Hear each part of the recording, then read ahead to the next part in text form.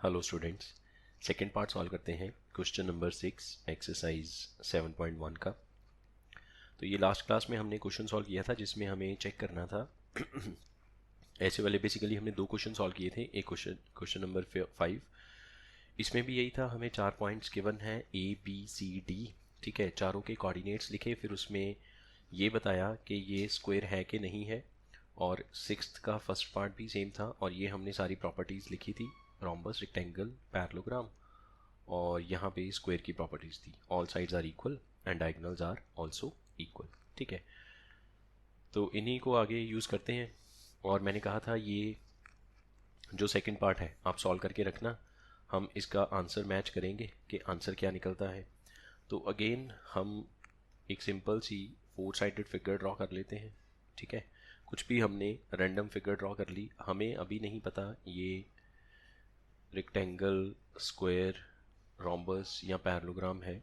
हम इस पे कोऑर्डिनेट्स लिखते हैं। This is A -3,5, then 3,1, C के कोऑर्डिनेट्स 0,3 और D के coordinates -1, -4। So this is A, B, C और D, ठीक है। अब हम यहाँ पे सबसे पहले साइड्स कैलकुलेट करेंगे। साइड्स, तो साइड्स कैलकुलेट करने में पहली साइड आ जाएगी AB is equals to under root of. तो अभी तक तो आपने डिस्टेंस फार्मूला अच्छे से रिवाइज कर लिया होगा और प्रैक्टिस कर ली होगी, तो अब आप AB का डिस्टेंस फाइंड आउट कर सकते हो वेरी इजीली। B में से A के कोऑर्डिनेट्स को माइनस करना है। 3 - -3 6 स्क्वायर, ठीक है। ऐसे लिखूँ या थोड़ा एक्सप्लेन कर देते हैं। 3 ये वाला कोऑर्डिनेट, उसमें से -3 करेंगे तो +3, फिर प्लस, अब y कोऑर्डिनेट का डिफरेंस करना है 1 -5, ठीक है। तो ये बनेगा 6 का स्क्वायर 36 और ये बन गया आपका -4 का स्क्वायर 16, टोटल आ गया √52,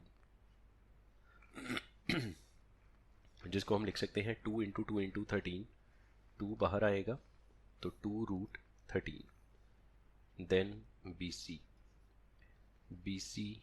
देन अगेन B और C पे फोकस करो। B और C को देखो, 0 -3 मतलब -3 बनेगा यहाँ पे, और 3 -1 2 बन गया।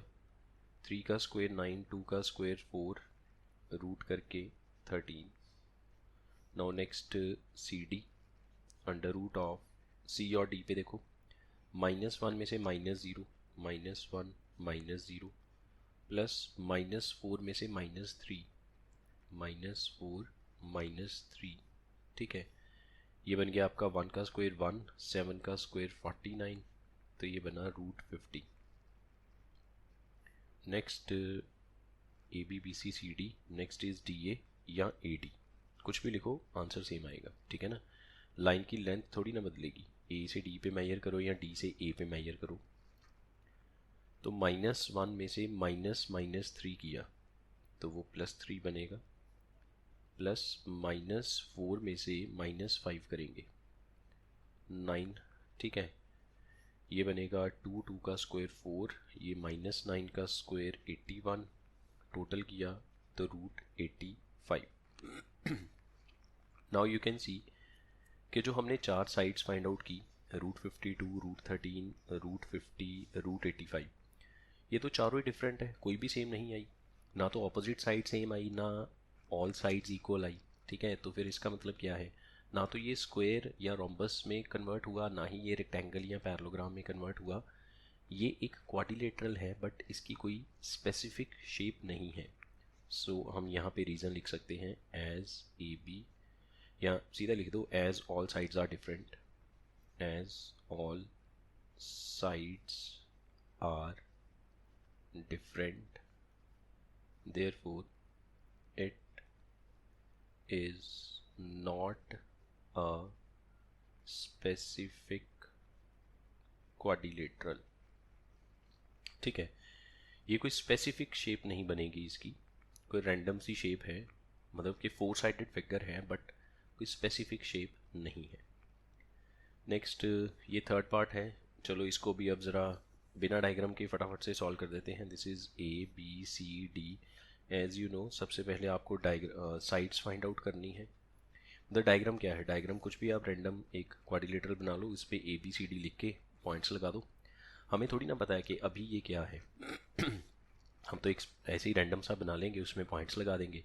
वो तो जब सारी कैलकुलेशन करेंगे, कैलकुलेशन करने के बाद हमें पता चलेगा कि इसमें स्पेसिफिकली कौन सी शेप बनती है। ठीक है, तो अभी हम ए बी फाइंड आउट करते हैं। 7 minus 4 3 square, 6 minus 1 6 minus 5 1 square. ठीक है, टोटल हो गया ये √10। अब इसको मैं थोड़ा क्विकली सॉल्व कर रहा हूँ, आप भी कर लीजिए। 4 माइनस 7 माइनस 3 स्क्वेयर, 3 माइनस 6 ये भी माइनस 3 स्क्वेयर, 9 और 9 √18। √18 को लिख सकते हैं 3√2। ठीक है ना, 3 3 ज़ा 9 2 ज़ा 18। देन सी डी, सी और डी पे फोकस करो। 1 minus 4 minus 3 square, 2 minus 3 minus 1 square, 9 और 1 √10।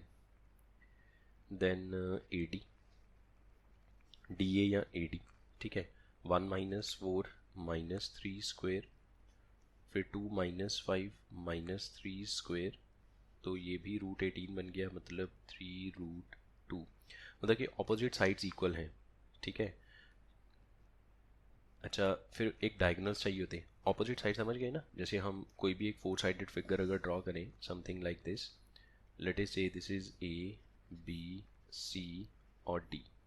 ए डी की लेंथ बनी 3√2, डी सी आया था √10 और बी सी आया था 3√2 और ए बी आया था √10। तो सामने सामने वाली साइड्स की लेंथ सेम है। अब डायगोनल डिसाइड करेंगे। Now we can find length of diagonals, that is AC। A और C पे distance formula 4 minus 4 0 square, 3 minus 5 2 square, 2 का स्क्वेयर 4, 4 का रूट करके 2। ठीक है, next B D, under root of B और डी पे, तो ये रहा 1 minus 7 minus 6 square, 2 minus 6 minus 4 square. ठीक है, ये बन गया 36 और 16 √52, जिसको हम लिख सकते हैं 2√13। सो ए सी जो है वो बी डी के इक्वल नहीं है, but opposite sides are equal. Opposite sides are equal, या फिर लिख लो as opposite sides are equal but diagonals are unequal, therefore। अब जिसमें ऑपोजिट साइड्स इक्वल आ जाए बट डायगोनल्स इक्वल ना आए, तो वो कौन सी शेप है? That is a parallelogram. therefore A B C D is a parallelogram. ठीक है, तो ये एक पैरेललोग्राम बनता है। Next 7th, I need to find a point on X axis. X axis के ऊपर ऐसा कौन सा पॉइंट है विच इज़ इक्वी डिस्टेंट, जो इन दोनों से सेम डिस्टेंस पे है। ठीक है, अब बहुत सारे बच्चे इसमें गलती करते हैं। पहले तो उनको ये पॉइंट नहीं लेट करना आता कि अगर आपको कोई एक रैंडम पॉइंट लेट करना है एक्स एक्सिस के ऊपर, तो उसके कोऑर्डिनेट्स कैसे लेट करेंगे? तो उसके कोऑर्डिनेट्स आएंगे x, 0। Any point on x axis is, let us say p, x, 0। अब दूसरी मिस्टेक वो क्या करते हैं कि मान लो ये दो पॉइंट्स हैं a और b, वो कहते हैं कि p का डिस्टेंस इन दोनों से सेम है, तो p इन दोनों के बीच में है, p इन दोनों का मिड पॉइंट है। ऐसे थोड़ी बोला गया है।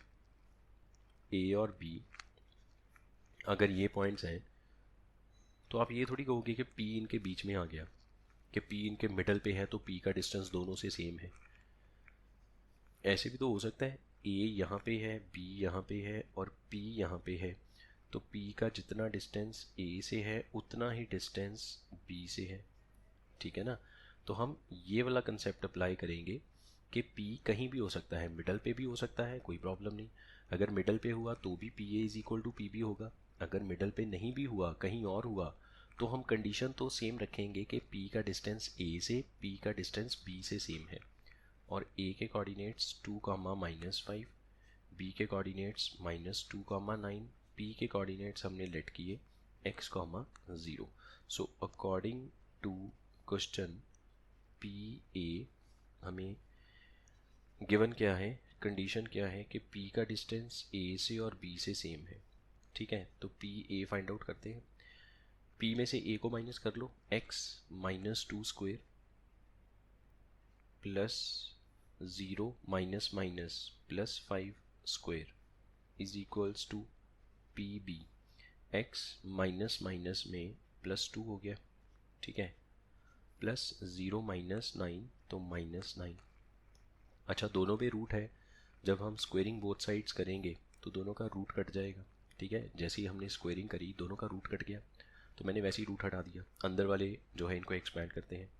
इस पे फॉर्मूला लगेगा a² प्लस b² -2 इंटू ए इंटू बी। ठीक है ना, जब कभी भी होल स्क्वायर आता है तो उसको ये नहीं कि सीधा सीधा ही x का स्क्वायर कर दो, 2 का स्क्वायर कर दो। आपको पता है जब भी होल स्क्वायर आएगा तो उसको फॉर्मूला अप्लाई करके ही एक्सपैंड करना है, a² b² 2ab, प्लस में या माइनस में देख लेना। ठीक है, 5 का स्क्वायर 25 इज इक्वल टू यहाँ पे x² plus 2² plus 2 into x into 2, 9 का स्क्वायर हो गया 81। अच्छा देखो, जो टर्म दोनों साइड में एग्जैक्टली सेम है वो कटेगी। x² यहाँ पे भी प्लस में है, यहाँ पे भी 2 का स्क्वायर पॉजिटिव, 2 का स्क्वायर पॉजिटिव। ठीक है, जो टर्म लेफ्ट में है और वही टर्म सेम राइट में है तो एक दूसरे को कट कर देगी। अब इसको मत कट कर देना, क्योंकि ये नेगेटिव में है, ये पॉजिटिव में है, ये आमने सामने एक दूसरे को कट नहीं कर सकते। ये बनेगा -4x plus 25 is equals to, ये बनेगा +4x प्लस 81। ये 4x इधर आके माइनस होगा, ठीक है, और ये 25 उधर जाके माइनस हो जाएगा, तो यहाँ पे बनेगा 56, ये बन गया -8x, तो x की वैल्यू बनेगी -7। This is the value of x। So therefore ये जो पॉइंट P है इसके कोऑर्डिनेट्स क्या बनेंगे, -7, 0, और ये इसका आंसर हो गया। ठीक है, then next we need to find the value of y for which the distance between p and q is 10 units। तो यहाँ पे पॉइंट p और यहाँ पे पॉइंट q, इनके बीच का जो डिस्टेंस है दैट इज 10। मतलब हमें पी क्यू की लेंथ गिवन है 10, p के कोऑर्डिनेट्स 2, -3, q के coordinates 10, y। According to question we have given pq is equals to 10, तो pq फाइंड आउट करो। 10 - 2 या 2 - 10, जैसे मर्जी कर सकते हो, आपकी मर्जी है। 10 - 2², y कोऑर्डिनेट का डिफरेंस करते हैं, y माइनस माइनस में +3 हो गया, ठीक है, इज इक्वल टू 10। ये बन गया 8² प्लस y प्लस 3², और होल अंडर रूट को हटाया तो राइट साइड में स्क्वायर आ गया। ठीक है, यहाँ पे स्क्वेयरिंग कर दी, स्क्वेयरिंग करने से लेफ्ट साइड का स्क्वायर रूट हट गया और राइट साइड में 10 के ऊपर स्क्वायर आ गया। अच्छा, अब इसको सॉल्व करने के दो तरीके हो जाते हैं, या तो आप इस ब्रैकेट को ओपन कर लो और क्वाड्रेटिक बनेगी y की फॉर्म में, फिर फैक्टराइज करो, फिर y के 2 आंसर आएंगे। एक मेथड ये हो जाएगा कि y प्लस 3 होल स्क्वायर को हमने ओपन नहीं किया, 10 का स्क्वायर 100, ये इधर जाके 64 माइनस करके 36। अब ये जो स्क्वायर है ये 36 पे जाके रूट बन जाएगा और इसके आगे 2 साइन आएंगे प्लस माइनस। ठीक है, जब भी स्क्वायर का रूट करते हैं तो हमेशा 2 साइन आते हैं। सो y प्लस 3 की वैल्यू +-6, केस 1। अब यहाँ से 2 केस हो जाएंगे ना, case 1 y plus 3 is equal to 6, case 2 y plus 3 is -6। तो y की वैल्यू, ये 3 उधर जाके माइनस होगा और ये 3 उधर जाके माइनस होगा तो 9 बनेगा। ये 2 आंसर्स हो गए। ठीक है, अच्छा दूसरा मेथड ये हो सकता था कि आप यहाँ से मेथड 2 में आप इसको एक्सपैंड करते, तो आप लिखते 64 plus y² plus 3² plus 2 into Y into 3 -10² भी इधर आ गया और 10 का स्क्वायर 100 हो गया, इज इक्वल टू में 0। ठीक है ना, ये वाली टर्म भी इधर आके माइनस हो जाएगी। अब देखो ये बनेगा वाई स्क्वेयर प्लस 6y, ये दो टर्म्स लिखी। अब ये जो 3 का स्क्वायर है 9 बनेगा, 9 और 64 बन जाएगा आपका 73, और 100 माइनस में है तो 73 और 100 का डिफरेंस -27। अब ये क्वाड्रेटिक बन गई, स्प्लिटिंग द मिडल टर्म से सॉल्व करेंगे। Y square plus 9y minus 3y minus 27, ठीक है। इसके फिर फैक्टर ऐसे हो जाएंगे y plus 9 into Y minus 3, so y की वैल्यू -9 या फिर y की वैल्यू 3। तो जैसे मर्जी करो, आंसर दोनों से सेम ही आएगा। बस फर्स्ट मेथड से ये है कि आपकी क्वाड्रेटिक नहीं बनेगी और splitting the middle term solve करने की ज़रूरत नहीं है। ये बात याद रखनी है, स्क्वायर का स्क्वायर रूट करते वक्त दो साइन आते हैं, प्लस और माइनस का। तो दो केस सॉल्व करेंगे, एक बार प्लस साइन के साथ, एक बार माइनस साइन के साथ। नाउ नेक्स्ट 9th क्वेश्चन है, एक पॉइंट है Q 0,1 इज इक्वी डिस्टेंट। अच्छा, फिर से वही सेम बात कि Q का डिस्टेंस P और R से सेम होगा। तो P यहाँ लगाओ, R यहाँ लगाओ और Q यहाँ लगाओ। Q का डिस्टेंस P से, Q का डिस्टेंस R से इक्वल है, ठीक है। P के कोऑर्डिनेट्स 5, -3, R के कोऑर्डिनेट्स x, 6 और Q के coordinates 0,1। I need to find values of x, मतलब एक से ज़्यादा वैल्यूज़ भी आ सकती हैं, आएंगी तो हम दोनों को फाइंड आउट करेंगे। वो वैल्यूज़ आने के बाद फिर QR और PR का डिस्टेंस भी फाइंड आउट करना है। x आएगा तो बाकी का काम आगे सॉल्व होगा। तो सबसे पहले हमें x को फाइंड आउट करना है, and according to question QP is equals to QR, ठीक है। तो 5 - 0 5 square plus -3 -1 -4 square under root is equals to, अब QR पे आ जाते हैं, x - 0 x square plus 6 -1 5 square, ठीक है। रूट हट गया दोनों तरफ से, 5 का स्क्वायर 25, 4 का square 16, x square as it is, 5 का स्क्वायर 25। ये तो बहुत सिंपली सॉल्व हो गया, 25 वैसे ही कट गया, स्क्वायर का रूट करेंगे तो x की वैल्यू +-4, ठीक है। अब केस 1 अगर x 4 है और केस 2 अगर x की वैल्यू -4 है, ठीक है जी। और यहाँ पे लाइन लगा देते हैं। अच्छा, अगर x 4 हुआ तो q के कोऑर्डिनेट्स थोड़ी ना बदलेंगे, वो तो 0,1 फिक्स्ड है, p के कोऑर्डिनेट्स भी फिक्स्ड हैं, r के कोऑर्डिनेट्स बनेंगे 4,6, ठीक है ना। x की वैल्यू यहाँ पे बदल जाएगी 4,6, और केस 2 में अगर x की वैल्यू -4 है तो q के कोऑर्डिनेट्स तो सेम रहेंगे 0,1, p के कोऑर्डिनेट्स भी सेम 5, -3, r के कोऑर्डिनेट्स -4,6। अब हमें कौन सा डिस्टेंस चाहिए, QR और PR। तो सबसे पहले यहाँ पे QR फाइंड आउट करो, अंडर रूट ऑफ Q और R पे फोकस करो, ठीक है। R में से Q को माइनस करो, 4 - 0 4 स्क्वेयर प्लस 6 -1 5 स्क्वेयर, ये हो गया आपका 16 और 25 टोटल करके √41। दूसरा डिस्टेंस चाहिए PR, P और R पे फोकस करो, 4 - 5 -1 स्क्वेयर, 6 माइनस करके +3 हो जाएगा, 82 बन गया, ठीक है। ये पहले केस का आंसर आ गया। अब दूसरे केस में आ जाओ। Again you need to find QR, Q और R का डिस्टेंस, -4 में से -0 करेंगे तो -4 ही रहेगा, 6 -1 5 स्क्वेयर, तो ये फिर से √41 बनेगा, ठीक है। 16 और 25 √41। P और R का डिस्टेंस, -4 -5 बनेगा -9, 6 माइनस में +3, तो 81 + 81 162 बन गया, और इसको लिख सकते हैं 2 × 9 × 9, ठीक है। 18 9 162, 9 बाहर आ गया, √2, 2 जो है रूट में ही रहेगा तो 9 √2, ये सेकेंड केस का आंसर हो गया, ठीक है। तो इस तरह से जब आप x स्क्वायर से स्क्वायर रूट बनाओगे तो x की दो वैल्यूज़ आ जाएंगी, फिर उन्हीं से आपके दो केस बन जाएंगे and you will get the answer. The next last question of this exercise, find a relation relation का मतलब है इक्वेशन। किसकी equation? Between x and y। x और y की एक इक्वेशन बनाओ कि ये जो पॉइंट है x comma Y is equidistant. Equidistant मतलब इसका डिस्टेंस सेम है। किन दोनों से? 3,6 और -3,4 से इनका डिस्टेंस सेम है। तो इसमें हम ये मान लेते हैं ये पॉइंट P है, ये A और ये B। तो P यहाँ पे आएगा जिसका डिस्टेंस सेम है A और B से।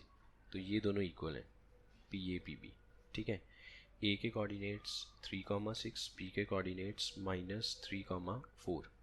अब यहाँ पे according to question PA is equals to PB।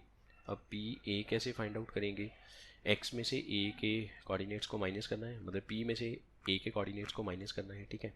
तो x -3² प्लस यहाँ पे y -6² और under root is equals to यहाँ पे भी x माइनस माइनस में x +3 हो गया प्लस y -4² और उस पर अंडर रूट।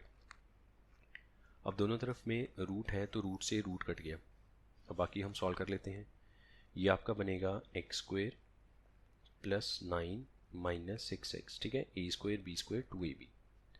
इसमें भी a² b² -2ab। यहाँ पे भी same a² b² + 2ab। Next a² b² -2ab। ठीक है जी। अब जो दोनों साइड में सेम सेम टर्म्स हैं वो कट जाएंगी। एक x² + 9 x² + 9 y² पॉजिटिव, ये भी कट गया। 6x माइनस में, ये वाला 6x इधर आके माइनस में। ठीक है। -12y as it is, 8y इधर आके प्लस हो गया। इक्वल्स टू में एक तो 16 रह गया और ये 36 राइट साइड पे जाके माइनस हुआ। तो यहाँ पे बना -20, ये बना -12x और ये बना -4y। Now you can see कि -4 कॉमन आ सकता है। Rest you will get 5x + y is -20। ये माइनस माइनस कट गया, 4 उधर जाके डिवाइड होगा, यहाँ पे 5 रह गया, यहाँ पे 3 आएगा, 5x थोड़ी ना आएगा। तो 3x + y ये एक इक्वेशन बन गई। और रिलेशन का मतलब है इक्वेशन। Relation means equation. तो आपको क्या फाइंड आउट करना था? You need to find a relation. Find a relation का मतलब फाइंड एन इक्वेशन, एक ऐसी इक्वेशन जिसमें x और y दोनों आ जाए। ठीक है। So which is required relation, and that's it, and that's all for today.